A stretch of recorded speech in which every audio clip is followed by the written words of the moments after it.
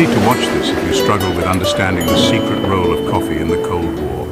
The Cold War, a time of suspicion, secrets and shadowy figures lurking in smoky cafes. But this wasn't just about ideology, it was about coffee. Yes, coffee. The humble bean became a surprising pawn in a global power struggle.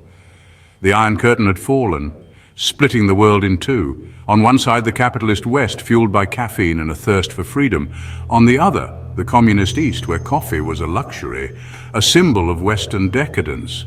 Control of coffee meant control of more than just a morning pick-me-up. It meant control of economies, allegiances, and global power.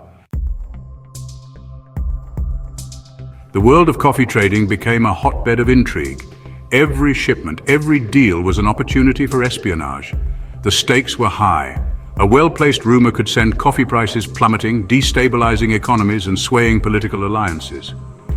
One notable tactic was economic sabotage. The Soviets, desperate to disrupt the West's coffee supply, spread rumors of pests and diseases in Latin American coffee fields. Their aim to create panic, disrupt trade, and weaken their capitalist rivals. But the West had its own tricks up its sleeve. The CIA used coffee as a front for covert operations, smuggling messages and funds in coffee bags. These clandestine operations, shrouded in secrecy, added another layer of complexity to the already murky world of Cold War coffee trade. Deep in the heart of Colombia, amidst the lush green coffee plantations, a seemingly ordinary accountant became an unlikely player in the Cold War espionage game. His name was Jorge, and he worked for one of the largest coffee exporters in the country. Unbeknownst to his employers, Jorge was a Soviet sympathizer recruited for his access to sensitive information. He meticulously recorded every shipment, every price fluctuation, every detail of the Colombian coffee trade. This information, smuggled out on microfilm hidden in hollowed-out coffee beans, proved invaluable to the Soviets. Jorge's actions, though seemingly insignificant, had a ripple effect. The intelligence he provided allowed the Soviets to manipulate coffee prices, exploit market fluctuations, and gain a strategic advantage in the Cold War economic battleground. The Soviet Union, despite its ideological opposition to all things Western, had a surprising craving for coffee. The bitter brew, a symbol of capitalist indulgence, was a highly sought-after commodity behind the Iron Curtain. To satisfy this demand, the Soviets resorted to elaborate schemes, often involving espionage and subterfuge. One such scheme involved a network of undercover agents operating within Western coffee trading companies. These agents, posing as ordinary businessmen, manipulated coffee auctions, diverted shipments, and even orchestrated coffee heists to secure their caffeine fix. These audacious operations, often bordering on the absurd, highlighted the lengths to which the Soviets were willing to go to obtain their coveted coffee. It was a testament to the power of the bean and its ability to transcend even the most rigid ideological divides. Section 5. The Coffee Counter-Spies, Unveiling the Networks of Deception. As the Cold War intensified, so too did the battle for coffee intelligence. Both sides poured resources into counter-espionage, determined to expose and neutralize enemy agents operating within the coffee trade. This led to a cat-and-mouse game of surveillance, double agents, and daring raids. The CIA in particular invested heavily in infiltrating Soviet coffee operations. They recruited defectors, planted moles, and intercepted communications, slowly piecing together the intricate web of Soviet coffee espionage. Their efforts paid off, leading to the exposure of several high-profile Soviet agents and the disruption of their clandestine networks. These victories, however, came at a cost. The constant suspicion and paranoia took their toll, creating an atmosphere of mistrust within the coffee industry. The line between legitimate business and espionage became increasingly blurred. Section 6. The Cuban Connection, Castro, Coffee and Cold War Politics. The Cuban Revolution added another layer of complexity to the Cold War coffee saga. Fidel Castro, the fiery revolutionary leader, nationalized the Cuban coffee industry, aligning himself with the Soviet bloc and challenging the United States' dominance in the region.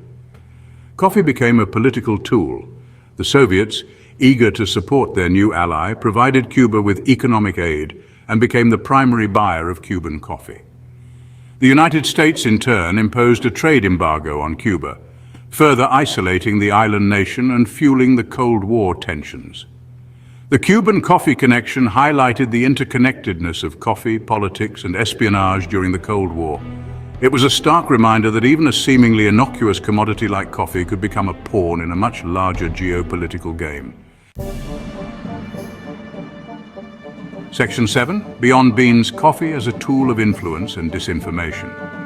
The Cold War battle for coffee wasn't just about securing supplies or disrupting enemy trade.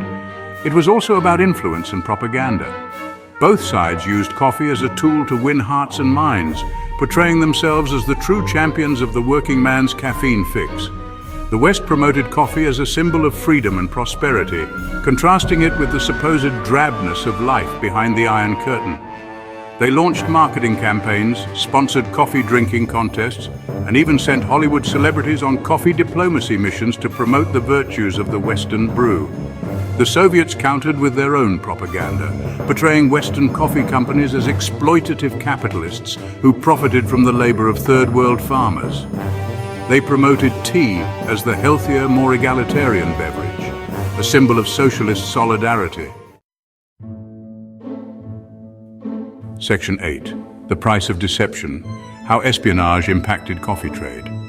The constant shadow of espionage cast a long shadow over the global coffee trade. The atmosphere of suspicion and mistrust made it difficult to forge lasting business relationships.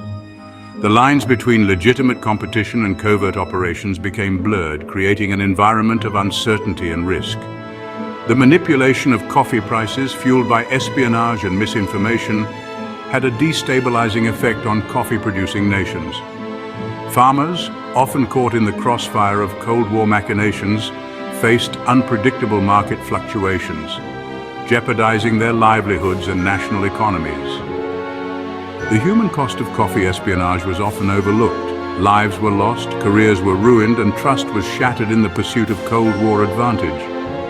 The bitter aftertaste of these covert operations lingered long after the last cup of coffee was brewed.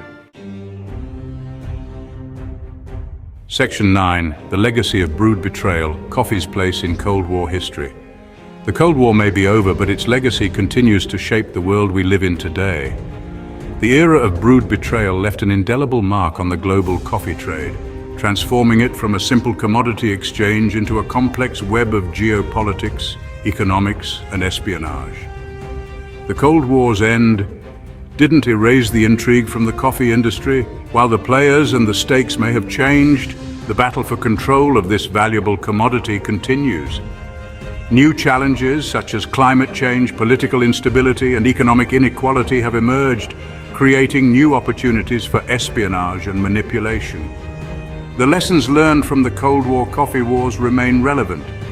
They serve as a reminder of the hidden forces that shape global trade, the power of information in a competitive market, and the importance of transparency and ethical practices. Section 10. Lessons from a Coffee Cup Espionage and the Global Commodity Trade. The Cold War coffee espionage saga offers valuable lessons for understanding the complex interplay between espionage and global commodity trade. It highlights the vulnerability of supply chains to disruption, the importance of accurate information in making informed decisions, and the need for international cooperation to ensure fair and stable markets. The coffee industry, like many other global commodity markets, remains susceptible to espionage and manipulation. The motivations may have evolved from ideological struggles to economic gain or political influence, but the tactics remain remarkably similar. Misinformation campaigns, market manipulation, and the exploitation of vulnerable links in the supply chain.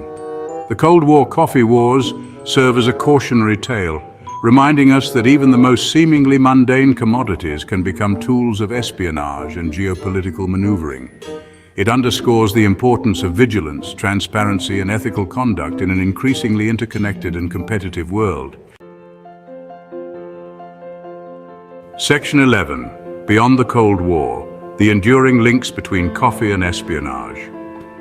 As we sip our morning coffee, we rarely contemplate the intricate journey it has taken from the bean to our cup.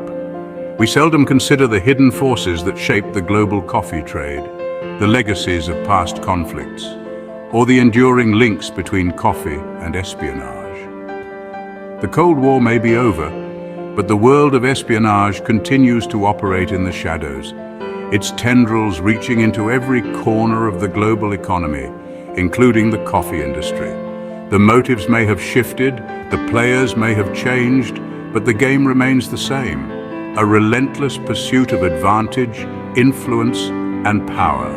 The story of Cold War coffee espionage serves as a reminder that even the most seemingly innocuous aspects of our lives are often intertwined with complex geopolitical realities. It encourages us to look beyond the surface, to question the narratives we are presented with, and to appreciate the hidden stories behind the everyday objects we often take for granted. Thanks for watching Sip and Tell Coffee Tales. Don't forget to like and subscribe to see more content like this.